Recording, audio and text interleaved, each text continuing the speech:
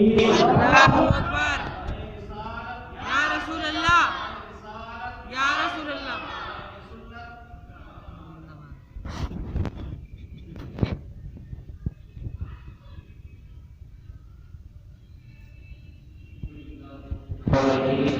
والصلاة والسلام على أشرف الأنبياء والمرسلين. اللهم صل على سيدنا ونبينا وشفيعنا ومولانا محمد وعلى آل سيدنا مولانا محمد وبارك وسلم عليه. أما بعد فأعوذ بالله من الشيطان الرجيم. بسم الله الرحمن الرحيم. قد جاءكم من الله نور وكتاب مبين. صدق الله مولانا العلي الحكيم وبلغنا رسوله النبي الكريم النبي الرسول الرؤوف الرحيم. حمد و ثنا کے بعد لائق احترام قبلہ سامعین گرامی، اللہ رب العزت کا بے پناہ فضل و کرم ہے کہ آج ہمارے کریم نے پھر حضور علیہ السلام کی ولادت مبارکہ کی یہ عظیم شب عطا فرمائی. غریب طرف نے جیسے اس نعمت عظمیٰ پر اس کا شکر ادا کیا ہے، ہمارا تبارک و تعالیٰ ہمیں حضور علیہ السلام کی صورت میں جو نعمت اللہ کریم نے عطا فرمائی، اس نعمت کا شکرانہ ادا کرنے کے موقع عطا فرمائے. آمین. یہ وہ نعمت ہے کہ جس کا ذکر قرآن کریم میں اللہ رب العزت نے اس انداز میں فرمایا کہ لقد من اللہ علی المؤمنین اذ بعث فیہم رسولا. کہ تحقیق اللہ رب العزت نے تم پر احسان فرمایا ہے کہ تم نے اپنے رسول کو مبعوث فرما دیا، اور وہ ایسے رسول ہیں کہ من انفسہم جو تم ہی میں سے ہیں، یعنی جن کے شب و روز تمہارے سامنے ہی گزرے ہیں، تم نے انہیں دیکھا ہے، تم انہیں جانتے ہو. ایسا نہیں کہ ان کا کوئی عمل تم سے پوشیدہ ہے، وہ تمہارے سامنے ہی رہے ہیں، ان کا کردار بھی تم نے دیکھا ہے، ان کے اقوال بھی تم نے دیکھے. یہ وہی رسول ہیں کہ جب تم ان پر ایمان نہیں ملائے تھے، یا جو لوگ ایمان نہیں ملائے بعد میں، انہوں نے بھی جب انہوں نے اعلان نبوت نہیں کیا تھا تو اس وقت بھی یہ لوگ جو ہے وہ ان رسول کو صادق و امین کہا کرتے تھے، اپنی امانتیں لا لا کر ان کے پاس رکھایا کرتے تھے. یہ وہ عظیم رسول ہیں کہ جن کے شب و روز تمہارے سامنے ہیں. من انفسہم تم ہی میں سے ہیں، تم جانتے ہو. یتلو علیہم آیاتہ ویزکیہم. ان کا منصب یہ ہے کہ یہ تلاوت آیات بھی کرتے ہیں، یہ لوگوں کو آیات کی تلاوت بھی کر کے سناتے ہیں. ویزکیہم اور ان کا باطنی تزکیہ بھی فرماتے ہیں. یعنی ظاہری تزکیے کے لیے انہیں آیات بھی سناتے ہیں، اور جو ہے وہ باطنی ان کا تزکیہ نفس بھی فرماتے ہیں. یعنی قرآن کے احکام بھی سناتے ہیں، سکھاتے ہیں، اور انسان کو اندر سے صاف بھی کر دیتے ہیں. یہ وہی تزکیہ ہے، یہ وہی تزکیہ ہے کہ جس تزکیے کے نتیجے میں جب عمر ابن خطاب تلوار لہراتے ہوئے رسول اللہ کی بارگاہ میں حاضر ہوئے تو فاروق اعظم ہو گئے. یہ وہی تزکیہ ہے کہ جس کے نتیجے میں عثمان کو ذوالنورین بنا دیا گیا. یہ وہی تزکیہ ہے کہ جس کے نتیجے میں سیدنا صدیق اکبر رضی اللہ عنہ کو یہ عظیم مقام اور منصب عطا ہوا. تو جس کو جو کچھ ملا یہ حضور علیہ السلام کی رحمتیں ملا، اور حضور علیہ السلام کا یہ تزکیہ ہے. یہ تزکیہ ایسا ہے، آج جو مرشدین ہوتے ہیں وہ اپنے مریدین کی تربیت کرتے ہیں، ان پر وقت لگاتے ہیں، ان کا باطن صاف کرنے کے لیے انہیں بڑا وقت لگ جایا کرتا ہے. لیکن حضور علیہ السلام کا تزکیہ ایسا ہے کہ حضور کی نگاہ کرم جس پر پڑ جاتی ہے اس کی بیڑیاں بن جاتی ہیں. سبحان اللہ. اوپر سمجھ جایا کرتے ہیں، اس کی گناہوں کی بخشش ہو جایا کرتی ہے، اس پر ایسا کرم ہوتا ہے.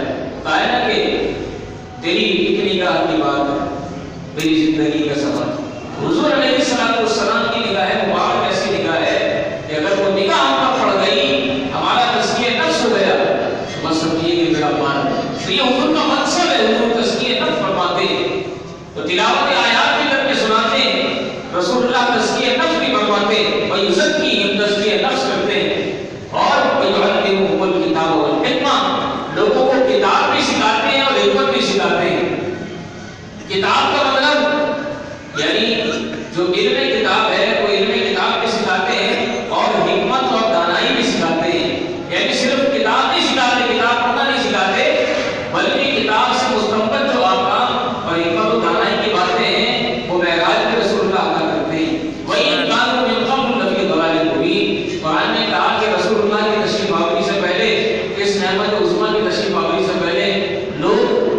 گمراہی میں تھے، کھلی گمراہی کے اندر پڑے ہوئے تھے، ضلال مبین، اندھیریوں کے اندر بھٹک رہے تھے، تو اس نعمت عظمیٰ کو عطا کرنے پر اللہ رب العزت نے یہ فرمایا کہ اللہ نے تم پر احسان کیا ہے۔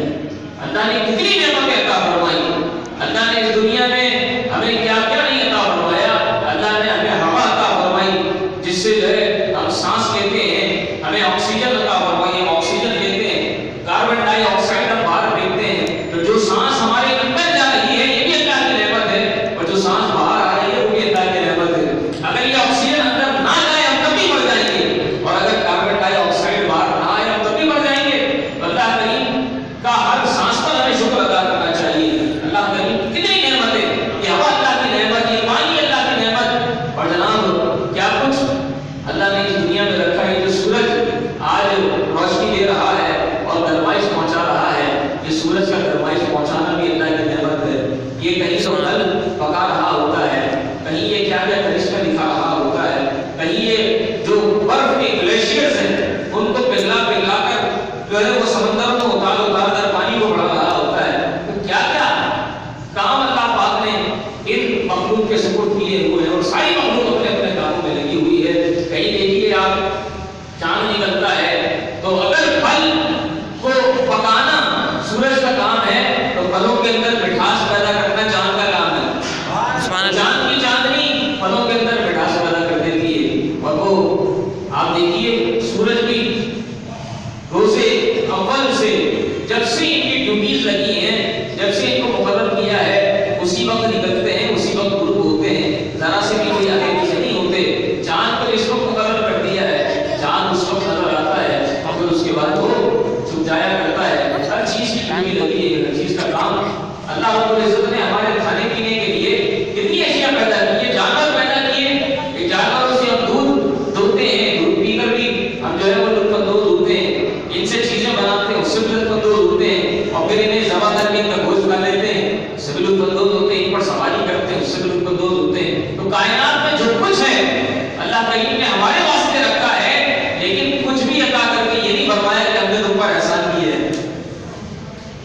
کوئی نعمت عطا کر کے یہ نہیں فرمایا کہ ہم نے تم پر احسان کیا ہے، محض ایک نعمت ایسی ہے، وہ ہے حضور علیہ السلام کی ذات والا، کہ جب اپنے رسول کو بھیجا تو فرمایا ہم نے تم پر احسان کر دیا ہے۔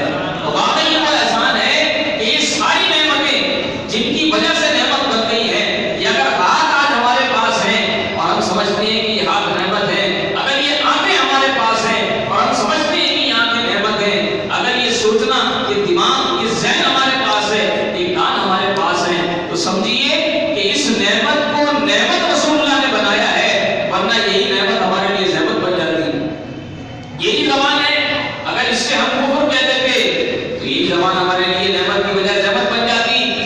اللہ کریم نے آنکھیں عطا فرمائی، آنکھوں کا استعمال کیسے کرنا ہے یہ رسول اللہ نے سکھایا ہے۔ آنکھوں کا استعمال کیسے کرنا ہے یہ نعمت کبریٰ نے سکھایا ہے۔ اگر رسول اللہ ہمیں نہیں سکھاتے کہ کیا دیکھنا ہے اور کیا نہیں دیکھنا، کیا سننا ہے اور کیا نہیں سننا، کہاں جانا ہے کہاں نہیں جانا، کس چیز پر ہاتھ ڈالنا ہے کس پر ہاتھ نہیں ڈالنا، تو یہ ساری نعمتیں ہمارے لیے زحمت بن جاتی۔ تو جس نعمت نے ان ساری نعمتوں کو باقیدہ نعمت بنایا ہے، وہی نعمت عظمیٰ اور نعمت کبریٰ کہلانے کی حقدار ہے۔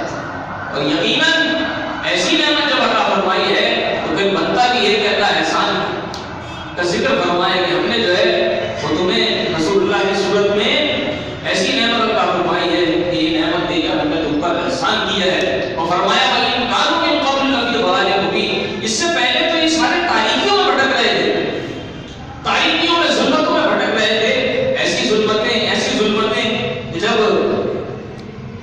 اگر کوئی سچ بات بھی ہوتی، کوئی حق بات بھی ہوتی، تو اس ظلمت کی وجہ سے آپ کو معلوم ہے نا، انسان کو اگر آنکھیں چاہیے، آنکھوں کے اندر اگر نور ہے تو دیکھنے کے لیے مزید نور چاہیے ہوتا ہے، دیکھنے کے لیے مزید نور چاہیے ہوتا ہے، دو طرفہ نور ہوتا ہے، تب انسان کو دیکھنے کے قابل ہوتا ہے۔ اگر آنکھوں میں روشنی ہو لیکن سورج ہی نہ ہو، اندھیرا ہو رہا ہو تو انسان کیسے دیکھے گا؟ اگر آنکھوں میں تو روشنی ہو لیکن خوب اندھیرا ہو رہا ہو تو کچھ نہیں دیکھ سکتا۔ سورج تو روشن ہو لیکن انسان اندھا ہو تو بھی کچھ نہیں دیکھ سکتا۔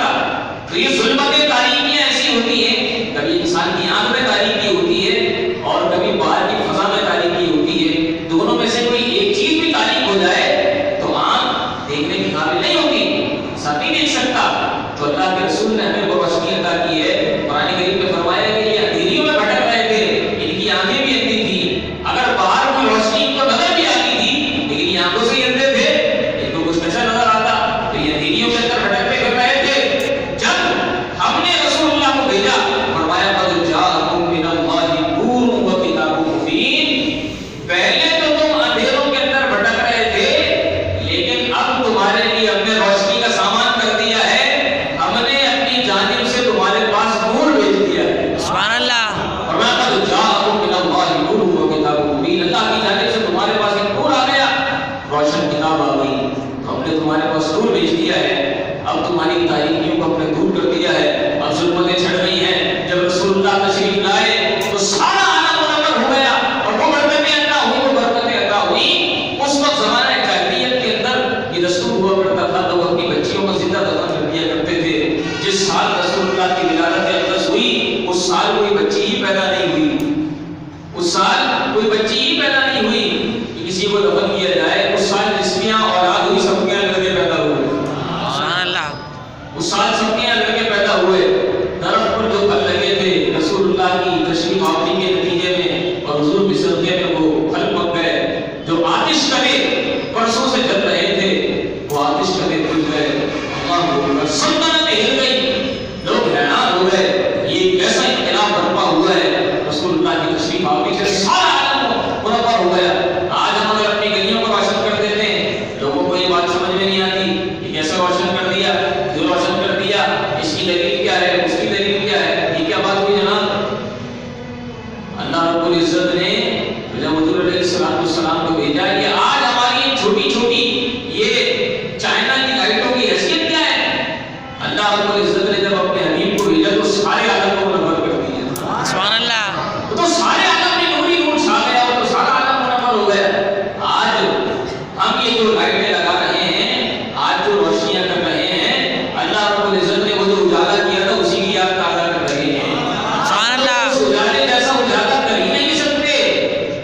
ہم تو صرف اپنی طرف سے جو کچھ ہو سکتا ہے وہ اس واقعے کی یاد میں اجالا کر دیا کرتے ہیں. بڑا خوشی کا موقع ہوتا ہے, جس کو خوشی ہوتی ہے. بھائی اپنے بچوں کی شادی ہوتی ہے, گھر میں لائٹیں لگاتے نہیں لگاتے. اپنے بچوں کی شادی ہوتی ہے, ہال میں جاتے تو کیا بولتے, ہال کی لائٹیں بند کر دو. بولتے بھائی اچھی کر کے لائٹیں جلاؤ, یہ والا فانوس بھی لگاؤ, وہ والا فانوس بھی لگاؤ, گھر میں بھی لائٹیں لگاؤ. تو اپنے بچے کی شادی ہو, گھر میں کوئی خوشی ہو, تو اس وقت کسی کو یاد نہیں آتا کہ کون سی حدیث میں اور کون سی دلیل میں ہے. جب رسول اللہ کی تشریف آوری پر آپ روشنی کرتے ہیں, چراغاں کرتے ہیں, لائٹیں لگاتے ہیں, اسی وقت ساری دلیلیں سب کو یاد آتی ہیں کہ بتاؤ اس کی دلیل کیا ہے, بتاؤ اس کی دلیل کیا ہے. بات یہ ہے کہ جس کو جس سے محبت ہوتی ہے, محبت کے اظہار کا ایک طریقہ یہ بھی ہوتا ہے کہ وہ لائٹیں لگاتا ہے, وہ رونق جو ہے وہ پھیلاتا ہے, وہ روشنیاں کرتا ہے, وہ چراغاں کرتا ہے. یہ محبت کے اظہار کا ایک طریقہ ہے. دو باتیں ہوئی. ایک تو بات یہ کہ یہ روشنی کر کے ہم رسول اللہ سے اپنی محبت کا اظہار کرتے ہیں کہ ہمیں اس دن نعمت کبرا عطا ہوئی, اس نعمت پر ہم اللہ کا شکرانہ ادا کرتے ہیں, ہمیں بہت خوشی ہے. ایک تو یہ خوشی کا اظہار کر رہے ہوتے ہیں, اور دوسرا جو اللہ نے پورے عالم کو منور کر دیا تھا اس کی ہم یاد تازہ کر رہے ہوتے ہیں. سبحان اللہ. اللہ رب العزت نے فرمایا قد جاءکم من اللہ نور, تمہارے پاس نور آ گیا. نور وہ ہوتا ہے کہ جو خود بھی روشن ہوتا ہے اور جس پر پڑتا ہے اسے بھی روشن کر دیا جاتا ہے. سبحان اللہ. نور وہ ہوتا ہے. رسول اللہ خود تو روشن ہے, ایسے روشن کہ جس پر رسول اللہ کی نگاہ پڑ جائے وہ بھی روشن ہو جائے کرتا ہے. دیکھیے نا صحابہ کرام جن پر رسول اللہ کی